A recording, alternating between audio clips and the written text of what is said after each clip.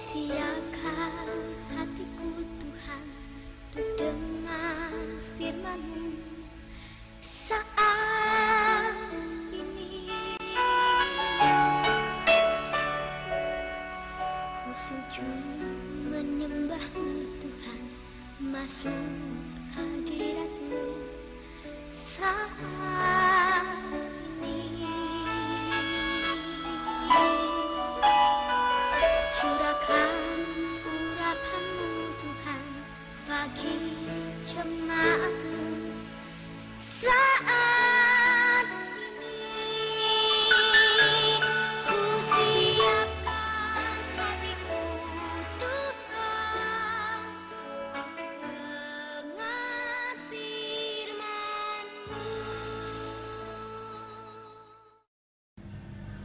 Matius pasal yang kelima ayat 13.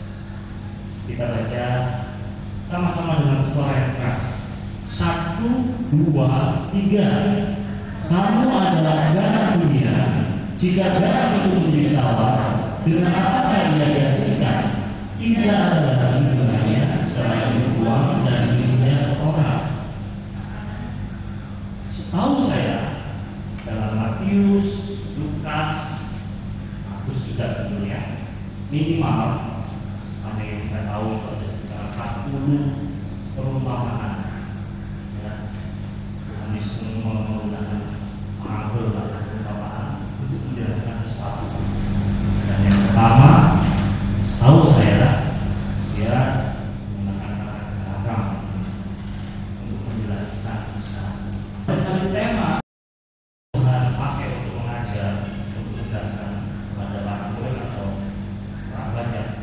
Dia menggunakan perumpamaan. Ya.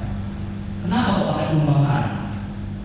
Karena perumpamaan itu seringkali bisa cepat dimengerti oleh para pendengar. Dan Tuhan Yesus menggunakan kisah-kisah atau cerita-cerita atau kejadian-kejadian yang normal yang sehari-hari itu terjadi. Makanya pada waktu Tuhan Yesus ngomong garam dunia, semua pendengarnya tahu garam dunia. Tuhan Yesus ngomong terang, semua orang tahu terang. Dan perumpamaan itu sedikitnya ada 2 perumpamaan yang diambil dari kejadian sehari-hari, ya, seperti domba lepas dari awalannya. Semua orang yang mendengarkan berita Tuhan Yesus atau perumpamaan ini mereka semua tahu. Perempuan yang kehilangan dirham, nyariin dirhamnya, itu semua orang Israel tahu. Sama kayak kami semua tiba-tiba HP atau BB-nya hilang atau slip di mana, pasti nyari. Kalau saya kasih perumpamaan tentang BB atau HP, kamu semua pasti mengerti. Itulah yang dilakukan oleh Tuhan Yesus, menggunakan perumpamaan dari kejadian sehari-hari untuk menjelaskan sesuatu supaya yang mendengarkan itu lebih mengerti. Nah, perumpamaan yang kedua, Tuhan Yesus itu bukan cuma menggunakan kejadian sehari-hari, tapi menggunakan suatu cerita atau ilustrasi. Contoh, anak yang hilang, minta warisan dari bapaknya belum meninggal, pergi mengambilkan, balik lagi ke rumah. Apalagi seorang bendahara atau manajer yang curang, yang tadi ditanyakan oleh Surya kepada saya, itu adalah salah satu contoh cerita yang dilakukan oleh Tuhan Yesus untuk menjelaskan sesuatu. Kali ini Tuhan Yesus menggunakan garam untuk menjelaskan sesuatu. Garam itu apa sih? Ketahui ya garam apa ya? Pada zaman Tuhan Yesus, garam itu dan sekarang juga sangat penting, kebutuhan pokok yang sangat penting. Berarti Tuhan Yesus itu mau mengatakan kepada orang-orang yang percaya sama Dia, termasuk anak-anak yang selalu menyebut bahwa kamu itu penting. Keberadaanmu di dunia ini bukan karena kebetulan, tetapi kamu adalah garam. Berarti kamu itu penting. Di mata Tuhan, kamu penting. Di mata pacarmu kamu nggak penting, itu urusan lain. Tapi di mata Tuhan, kamu penting. Di mata dosenmu, di mata teman-temanmu, mungkin kamu dianggap kurang penting. Nggak apa-apa. Tapi di hadapan Tuhan, you are so important. Kamu sangat penting. Kenapa kok begitu penting? Pertama, fungsi garam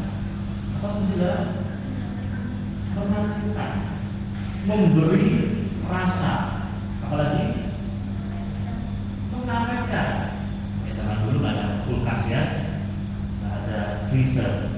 Jadi orang kalau mau ngawet daging atau ikan kasih garam. Sampai sekarang kalau mencegah pembusukan atau mencegah menahan rasa sakit sementara pada gigi yang berlubang atau gusi yang sedang hidup, lalu bisa ukur pakaian garam. Sementara itu untuk mengawetkan, jangan sampai sakit-sakit. Mengawetkan berarti Tuhan itu mau kasih tahu para pendengar, termasuk anak-anak yang satu kumpul ini, bahwa kalau ada di dunia ini untuk mengawetkan dunia ini yang semestinya itu membusuk sejak zaman dulu, tetapi oleh karena ada orang-orang yang percaya sama Tuhan, maka dunia itu tidak cepat hancur. Bayangkan kalau dunia yang sudah membusuk dan begitu jahat ini, tidak ada orang-orang Kristennya, tidak ada orang-orang percaya, tidak ada orang-orang punya Injil dalam hatinya, sehingga mereka bisa melakukan hal baik kepada orang-orang yang jahat itu, kepada orang-orang yang belum mengenal Tuhan itu. Gimana sih? Dunia ini akan semakin cepat kolaps dan hancur. Menurut saya ya. Dan memang orang-orang Kristen punya tugas untuk mengawetkan orang-orang atau lingkungan di sekitar. Gimana itu Pak Tiki Mas? Pada Kejadian pasal yang pertama, di ayat-ayat itu kamu lihat ada sekitar 5 atau 6 ayat di Kejadian pertama. Tuhan itu ngomong semuanya baik. Pertanyaan di ayat pasal 1 semuanya baik. Bahkan di ayat 31 kalau tidak salah, sungguh pertama baik. Kejadian pasal yang ketiga berubah drastis karena kejatuhan dalam dosa. Dunia menjadi jahat, dunia ini cemar, dan kejadian pasal yang kelima, hati setiap manusia itu lebih cenderung kepada kejahatan. Ini yang membuat akhirnya Adam dan seluruh keturunannya itu berada di bawah standar Tuhan. Maunya Tuhan, Adam dan Hawa menciptakan keturunan-keturunan sesuai dengan standarnya dia. Tapi karena Adam dan Hawa melanggar apa itu yang diceritakan oleh Tuhan, tidak boleh makan buah dari pohon ketetapan baik dan jahat, akhirnya dimakan juga, mereka berdosa sehingga seluruh keturunannya menjadi berdosa. Dan seluruh keturunan Adam termasuk semua ciptaannya itu berada di bawah standarnya Tuhan. Intinya apa? Dunia sudah tidak menjadi sama seperti apa yang Tuhan mau. Karena dunia seperti ini, Tuhan dengan berulang kali menggunakan cara untuk membuat orang-orang itu kembali kepada Tuhan, kembali kepada Tuhan. Dari semua orang di dunia hanya Nuh dan anak Nuh, istrinya dan anak-anaknya dan menantunya yang diselamatkan oleh Tuhan. Sampai zaman sekarang, semua orang berjalan. Bukan ini kata Tuhan sudah jadi orang Kristen, berarti itu sekarang sudah nggak jalan lagi nggak ya? Benar, kamu sudah nggak jalan. Tapi natur dosamu itu masih ada di dalam diri. Kami ini selalu ngomong tentang natur dosa. Kenapa sih Kak? Karena kalau kita lupa bahwa kita punya natur dosa, kita jadi orang yang sombong, sehingga merasa dirinya kuat. Besok-besok kalau dia sudah dipakai Tuhan luar biasa, tapi dia lupa bahwa dia orang yang berdosa semestinya, akhirnya dia bisa jatuh. Kalian itu mengawetkan. Orang yang sudah dipanggil oleh Tuhan adalah orang-orang yang bertugas untuk memberi pengaruh kepada orang-orang di sekitarnya. Orang Kristen sama orang bukan Kristen bedanya apa? Orang Kristen sama dengan orang-orang yang sudah dikuduskan. Orang yang dikuduskan itu bukannya 100% kudus, nggak pernah salah, nggak bisa salah. Orang yang dikuduskan maksudnya dipisahkan dari kumpulan orang jahat menjadi orang-orang yang dikuduskan oleh Tuhan, menjadi umat punya Allah sendiri. Bisa jatuh apa enggak? Bisa. Tapi orang yang dikuduskan berarti dia sudah berbeda cara hidupnya. Kalau dia sebelum kenal Tuhan Yesus menganggap bahwa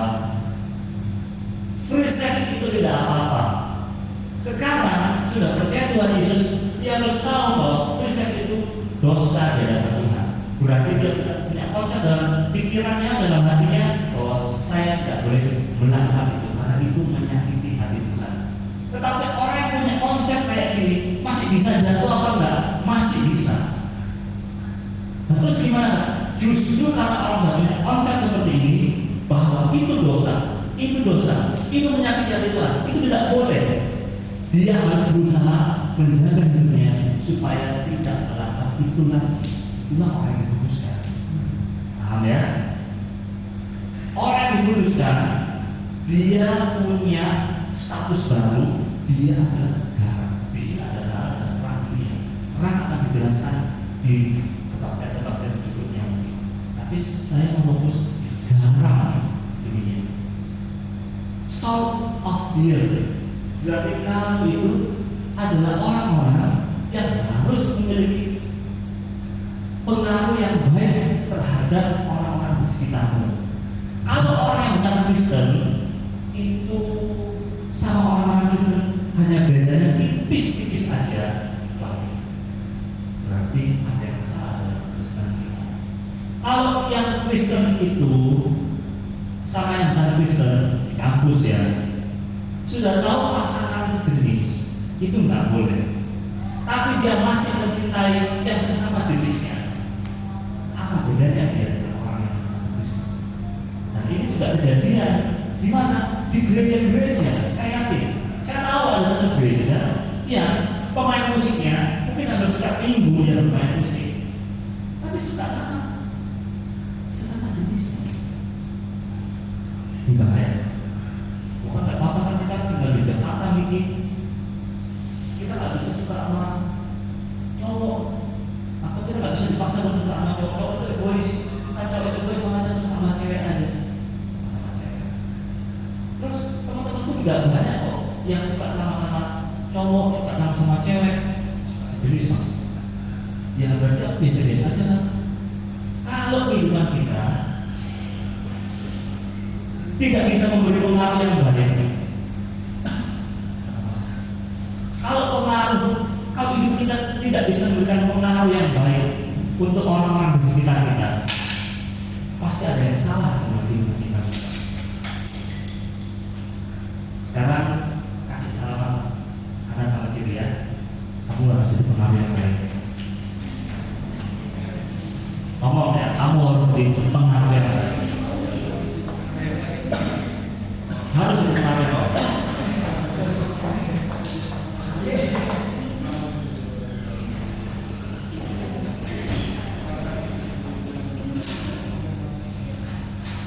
Jadi garam berarti kamu harus memberi pengaruh moral yang baik kepada orang-orang di sekitarmu.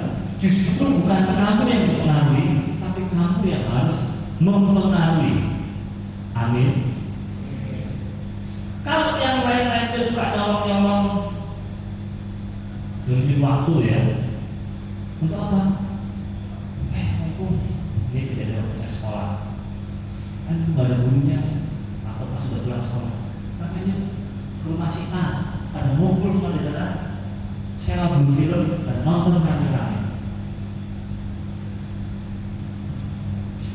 Ternyata bukan hanya yang Kristen. Setahu saya sih ya. Bagaimana kalau ada di dalam kumpulan anak-anak ini juga orang-orang Kristen yang ikut melayani juga? Wah, nanti kalau sebagian ini apa akan terlaku? Yesus, tak bisa. Lebih baik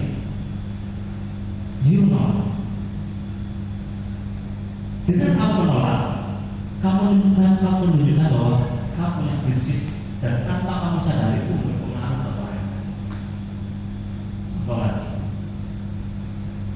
Kita ada proyek ini, semua ada pemerintah ya, untuk orang-orang miskin ini dapat jatah beras satu orang 10 kilo, satu paket 10 kilo.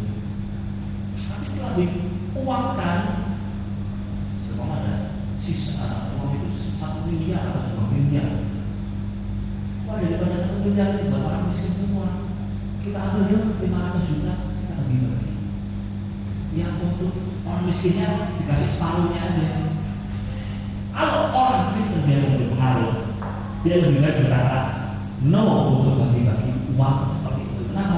Lebih baik waktu diberikan semua untuk orang-orang miskin dan orang miskinnya dapat makan daripada dia ikut kong kali kong sama teman-temannya menerima uang yang seharusnya untuk orang miskin buat dia secara pribadi. Makanya saya sangat tidak setuju dengan partai Kristen yang sudah tahu jelas-jelas rakyat itu menderita, ikut jalan-jalan studi banding ke luar negeri, padahal belum jelas hasilnya. Dulu aku saya di Surabaya seringkali di koran komisi ini berangkat ke luar negeri, padahal rakyat sudah berteriak jangan keluar negeri, jangan keluar negeri. Daripada uang itu untuk jalan-jalan luar negeri dipakai yang lain dong untuk rakyat. Partai Kristennya kalau ikut-ikutan keluar negeri, maka lebih baik jangan pakai label partai Kristen. Setelah kamu pakai belakangnya sejahtera, damai, kayak sukacita, kayak gak ada urusan. Dan kalau kamu pakai Kristen, kamu harus ada pada posisi yang membela rakyat, seharusnya kayak gitu. Berikan pengaruh yang misalnya, contoh ya, memberikan pengaruh yang baik karena kita ada garam bumi. Tuhan Yesus ngomongin, kamu adalah garam dunia. Ya, dengan apa kayak jasa nggak ada lagi gunanya kalau dia bagian tawar selain dibuang dan diinjak orang. Garam kalau sudah tidak asin lagi, dia bukan dibuang di tanah zamannya Tuhan Yesus. Kalau dia sudah tawar, dia nggak mungkin dibuang ke pekarangan, teladan, tak mungkin. Karena apa? Karena garam ini akan memiliki sifat merusak kalau dia tidak ada fungsinya lagi. Satu-satunya fungsinya dia adalah merusak tanah yang subur menjadi tandus dan garam yang sudah rusak. Makanya dibuang ke jalan supaya tidak sama orang. Tidak mungkin orang Israel zaman dulu itu membuang garam yang sudah tawar ke pekarangan, dibuang ke tanah tapi bukan tanah pekarangan ini, ke jalan supaya tidak orang.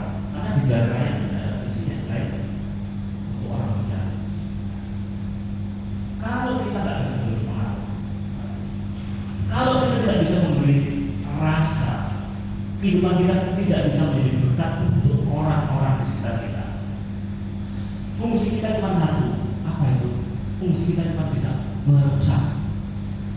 Dalam pelayanan, kalau orang tidak mau sungguh-sungguh di belakang, dalam pelayanan kalau orang tidak mau sungguh-sungguh tunduk dan taat pada firman Tuhan, paling bandel dia itu bisanya merusak pelayanan itu. Dikatakan, hanya kamu kalau mau melayani Tuhan, cek dalam diri kamu. Kamu sudah sungguh-sungguh mau ikut Tuhan Yesus? Kamu sudah sungguh-sungguh mau total komitmen sama Tuhan? Atau kamu masih mau separuh-separuh, masih mau main-main dosa? Kalau kamu masih mau bermain-main dengan dosa, tapi kamu juga akan mau melepaskan pelayanan, kamu justru akan menjadi perusak dan pelayanan. Perhatikan, sudah terlalu banyak pelayanan rusak gara-gara para pelayannya tidak mau sungguh-sungguh, tidak mau menjalankan fungsinya, atau mungkin mereka lupa bahwa mereka adalah pelayan-pelayan Tuhan yang seharusnya memberikan pengaruh yang baik, yang seharusnya keberadaan mereka harusnya menjadi berkat untuk orang-orang sekitar. Masih main-main terus sama dosa, akhirnya akan menjadi pelayanannya kacau.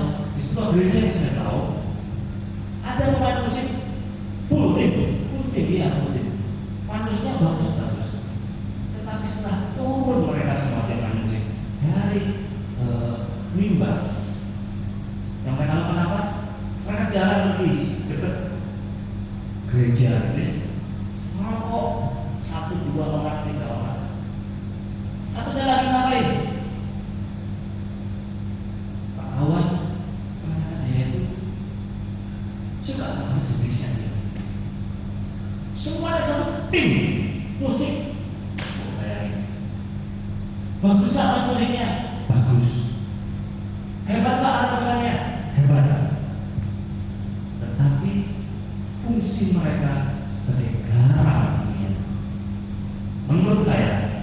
Tidak. Kami mau menghakimi. Tapi ya kita harus tahu apa itu menghakimi dan apa itu kita memberikan penilaian. Yang menghakimi itu kita memberikan punishment, hakim memberikan penghakiman dan sekaligus hukuman.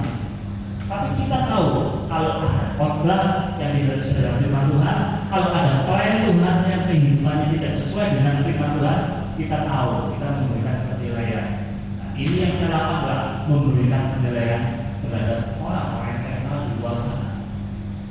Justru saat kita itu menjadi orang Kristen, justru kesulitan itu kita rasakan. Siapa di sini yang tak pernah merasa sulit sewaktu mengiring Tuhan Yesus? Angkat tangan. Saya merasakan kesulitan. Kalau kamu nggak ada yang angkat tangan, berarti kamu semua udah hebat. 100% full suci. Siapa di sini yang tidak pernah mengalami kesulitan pada saat mengiring Tuhan? Yang tidak pernah mengalami kesulitan, angkat tangan. Bagus ya. Siapa di sini yang pernah mengalami kesulitan? Angkat tangan. Saya juga pernah mengalami kesulitan. Kesulitannya apa? Di saat kita sudah tahu ikut Tuhan Yesus itu sungguh-sungguh membutuhkan ketekunan, tiba-tiba ya, jadi kamu mau nggak kerja di tempatku? Bayarannya 2 digit. 2 digit itu bisa dari 10 juta, 99 juta ya, 2 digit ya. Ya, kalau manajer berapa sih? Tidak apa manajer 15 juta. Saya sudah sungguh-sungguh melayani Tuhan. Tapi tiba-tiba ada tawaran. Saya bilang, wah, aku udah banyak sekarang. Oh, nggak bisa ya? Iya, bisa. Besok lusa ada itu lagi. Bikin, kamu mau nggak jadi manajer di tempat dulu? Ditunggu lagi, saya sudah mau nggak bisa. Sekarang saya melayani Tuhan. Sulit melayani Tuhan. Kenapa? Buat saya yang dulu di industri finansial yang isi cup isi go itu saya rasakan. Tapi saya melayani Tuhan sudah tidak bisa seperti itu lagi. Sudah tidak ada tender, tidak ada proyek, tidak ada digantikan lagi. Di saat harus melayani Tuhan dan melayani jemaat sungguh-sungguh dalam kondisi seperti itu, ada tawaran-tawaran seperti itu dan tidak sekali 2, 3, 4, 5 kali. Sulit sekali untuk melayani Tuhan buat saya secara pribadi. Di saat tertentu mungkin dalam 6 bulan ada perasaan 1 kali, ada 2 kali perasaan sulit sekali melayani Tuhan. Dan itu dialami oleh orang-orang yang melayani Tuhan. Kamu juga saat ini sudah mulai sungguh-sungguh melayani Tuhan. Kesulitannya apa? Ya, ada ya, Tuhan kenal saya kan. Kita sudah melayani Tuhan ya. Tapi aku tidak bisa jatuh cinta sama orang-orang di gereja. Orang Kristen kok ada yang harus melayani. Kadang aku suka sama tanggaku sendiri kan. Itu yang bukan Kristen, tapi itu seperti aku banget berpikir. Itu ada buat aku. Ya gimana? Aku sih bikin informasi dia tadi nggak bisa nanti gimana. Antar keluarga sih sudah ngomong. Ya aku nggak bisa ya suka sama gereja, sama anak pelayanan. Aku sih sekarang suka sama dia, sama cinta dia. Ya pribadinya saya cinta sama dia. Dia itu satu dari sekian orang dalam satu kumpulan jemaat yang dulunya itu aktif ke gereja, bahkan melayani Tuhan. Tapi setelah mereka lepas dari usia remaja, meninggalkan Tuhan satu-satu. Yang ini dulu, jangan sampai pas dilayani. Yang dulu melayani Tuhan, ini ujian. Kerahkanlah kekuatanmu ya Allah, serahkan musuhmu ya Allah. Musuh dikalahkan, umatnya dipulihkan. Allah dasar di tempat kudusnya. Berikan salam kanan kiri. Kita lebih dari pemenang. Kita lebih dari pemenang. Tanggal 6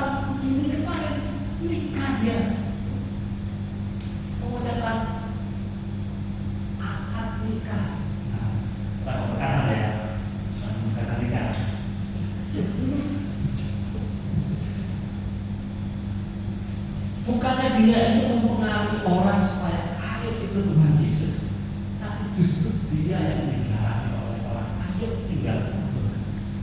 Makanya hati-hati buat kamu yang sekarang ini mulai suka-suka sama orang yang Kristen. Ingat, kamu adalah garam dunia.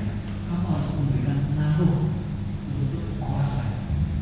Yang sekarang ini mulai suka sama orang yang non Kristen, bukan orang yang non mempercayai Tuhan Yesus. Jadi nanti aku akan menjadi dia, jadi aku akan ajak dia ke gereja. Semudah kamu mengatakan nanti dia bisa ikut Tuhan Yesus sama seperti aku, semudah itu juga kamu akan meninggalkan Tuhan Yesus sendiri. Ya, sudah banyak contoh. Ini juga peringatan buat saya. Karena saya pria sehat, pria normal. Walaupun saya nggak memakai buat saya pria sejati, tapi ya saya ini pria sehat. Kawan-kawan yang bijak di sini, mohonlah, saya mohon saya kamu bijak apa? Berarti kamu paham bahwa kamu itu adalah garam dunia. Amin. Amin. Garam fungsinya untuk memberi rasa, dua, mengawetkan, bisa kamu translate, memberikan pengaruh. Kalau orang-orang di sekitar kamu jahat, habitatnya, habitnya, kelakuannya, kamu jangan ikuti dan sama seperti mereka. Kamu biasa unggul. Tidak semua orang percaya Tuhan Yesus di sini, bahkan kamu minoritas. Kamu tidak boleh ikut habit yang buruk dari mayoritas. Orang yang mayoritas tidak kenal Tuhan tidak semuanya buruk ya habitnya ya. Tapi habit yang buruk yang muncul dari benih dosa itu yang kita tidak boleh ikuti. Kita boleh tidak nongkrong sama-sama di kantin, boleh aja orang nongkrong. Tapi kalau sudah mulai nongkrong dan membicarakan hal-hal yang tidak semestinya keluar dari mulut orang Kristen, ya kamu jangan ikut. Makanya nggak enak kalau kita nggak ikut itu. Lebih baik kamu taat pada firman Tuhan daripada kamu merasakan enak sedang mengenal. Paham ini? Supaya temanmu besok-besok tahu bahwa oh iya, kalau ngobrol-ngobrol pas ada dia nggak mau belajar kayak gini. Kan baru saya SMA ada kok cewek ngomong, ini kita kemarin anak-anak lagi pada nonton semua loh. Ya, sudah film ya. Satu teman lagi cewek ngomong, kamu gimana sih? Ini kok kamu gitu. Nanti yang mau. Karena dulu-dulunya mereka sudah tahu kalau sebagai seorang Kristen ini nggak mau. Jangan sampai justru kita nonton aja loh sini ya. Jangan banyak lagi. Jangan aduh.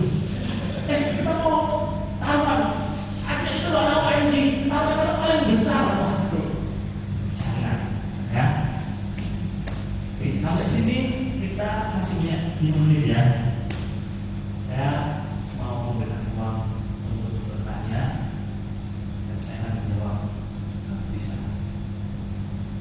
Ada yang bertanya perihal garam, perihal memberikan pengaruh, memberikan rasa. Kalau ada yang bertanyakan silakan. Apa aja? Di luar itu juga boleh. Kalau saya bisa jawab. Ada? Ada? Siang ini adalah rentetan dari beberapa hari. Saya mengalami kelemahan tubuh ya. Cuma nggak banyak orang tahu. Sebab saya merasa tubuh saya lebih pro. Tapi bukan masalah mereka. Cuma karena mungkin ritme tubuhnya. Aku sakit gigi, jatuh giginya.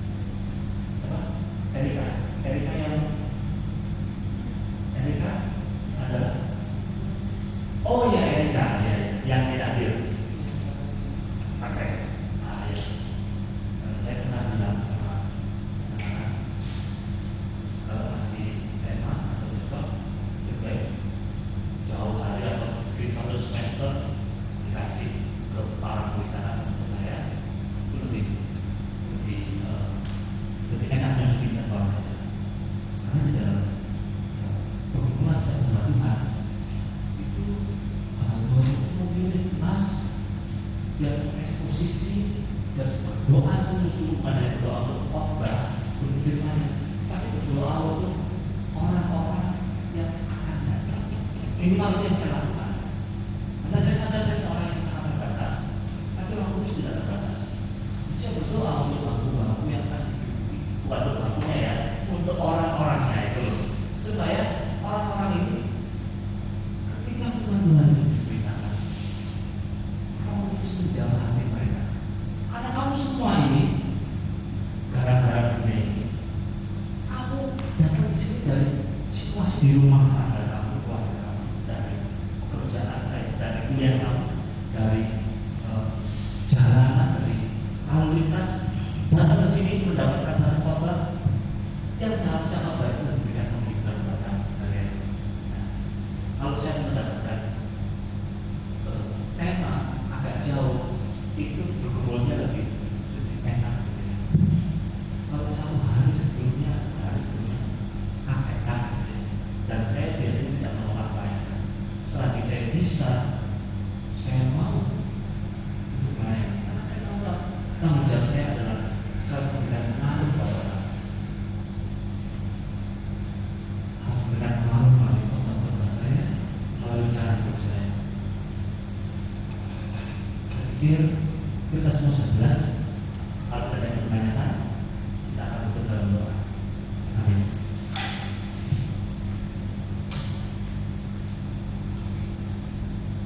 Bapa dalam surga, kami telah berhenti berbicara dengan sangat terbatas dan sederhana. Kami tahu Tuhan, Roh-Mu tidak akan berhenti bekerja untuk mengingatkan kami dan memampukan kami akan status kami sebagai garam dunia. Kami harus memberikan pengaruh yang baik kepada sekitar kami, keluarga. Kami harus memberi rasa kepada orang-orang sekitar, yaitu kasih Tuhan, yaitu terang Kristus itu sendiri. Kami harus jadi berkat buat orang-orang sekitar. Bapa dalam surga, tolonglah kami yang dosa. Sebab seringkali kami menjadi tawar, Tuhan. Bahkan kamu sendiri juga bukan orang yang sempurna. Kami semua bersalah kepada Tuhan. Ampunilah kami. Tuhan, kami adalah terang, kami adalah garam yang telah Engkau jadikan sedemikian supaya kami memberikan pengaruh dampak yang baik kepada orang sekitar. Terutama Tuhan, kami bisa membawa orang-orang yang tidak mengenal Tuhan menjadi mengenal Tuhan, menjadi berbalik pada Kristus Yesus yang adalah Juru Selamat. Bangkitkanlah Tuhan Roh, bangkitkanlah jiwa kami, kuasai hidup kami Tuhan. Jauhkanlah kami daripada yang jahat. Demi nama Tuhan Yesus Kristus, firman Allah yang